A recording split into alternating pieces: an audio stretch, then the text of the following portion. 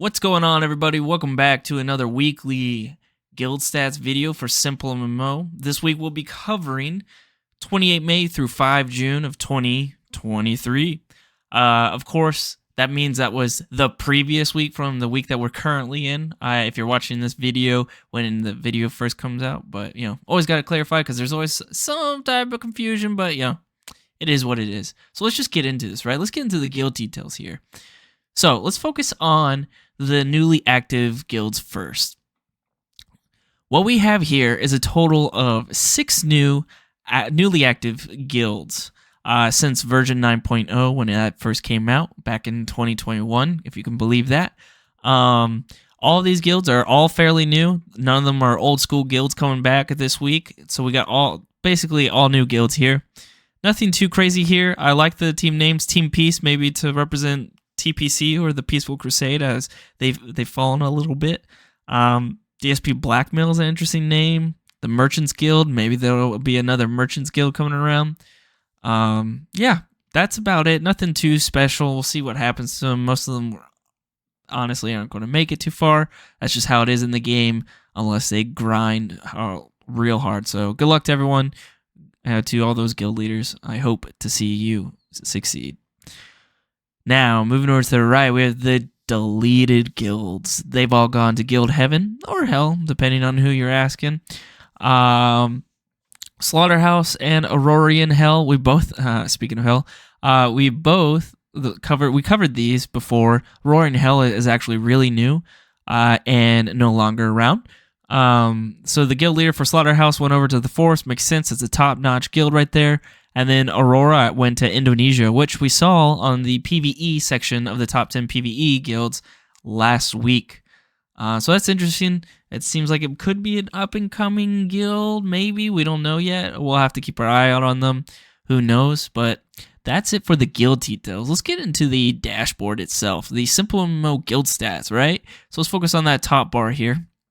We have 581 total active guilds coming from the game since version 9.0. Again, we said 2021 was in that. It came out April 2021, if I'm not mistaken. Memory serves me right. Doesn't do that all the time, but take it with a grain of salt. We just covered the 6 newly active guilds, and then again, for a second week in a row here, we have 297 PvE only guilds and 284 PvP enabled guilds. So look forward to the updates for PvE side of the house. It seems that the PvP updates, I keep harping on this, being a dead horse, but the PvP updates to the game that came out recently has just really forced a lot of guilds to just go PvE so they don't have to deal with that, which is interesting. I'm curious what's going to happen if there's more PvE content coming out for the guild system, which I hope there is. I'm pretty sure there is, but we'll have to find out later on.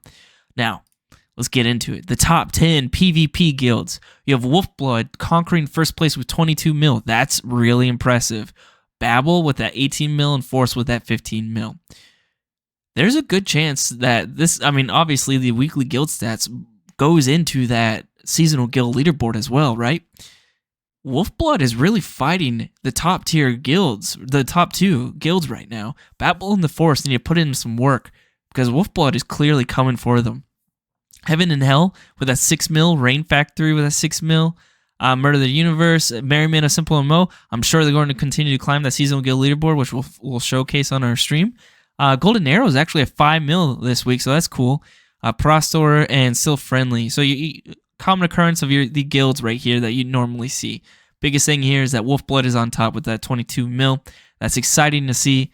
I hope to continue to see them grow. They are crushing it right now, so who knows what could happen in that seasonal guild leaderboard.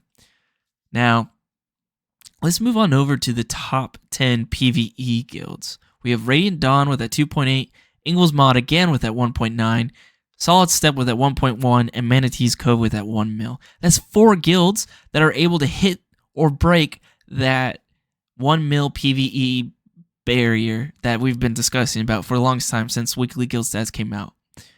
Radiant Dawn is absolutely grinding to consistently get in the 2 mil range. That's incredibly impressive for a PvE guild because they can't do much compared to those PvP guilds, right? So top notch to them. Ingles Mod, obviously grinding still. So that's great to see as that second place. Solid Step and Manatee's Cove, they're working hard. Quantum Crew's out here. The Peaceful Crusade is coming back up. They were down at number 9 or 8 last week, barely any XP. They're getting that 0.7 mil, which is really good considering that they fell down quite a bit over the last couple of weeks. Same with the Titans, right? Their main core have moved on to Babel, and they're still able to get that 0.7 mil. So they're close to that 1 mil barrier. Friendly, of course, Ornate Garden, and Step in the Shadows. So there's some cool names here with Quantum Crew and Step in the Shadows. But that's pretty much it for this week. Pretty impressed with Radiant Dawn again and WolfBlood. Those are 2 top-notch guilds if you're looking for guilds. And if you feel like you're retiring from any of these top-notch guilds, Couch Cat Gaming is always willing to open your doors to the retirement. It's a sweet life, let me tell you. But enough plugging our own guild here. That's it. If you like the video, like these updates, they're quick, short, and to the point, please leave a like. As always, if you keep coming back to see them every week, every Wednesday, hit that subscribe button, click that notification bell so you'll be notified when it pops out, and we'll see you next time. See ya.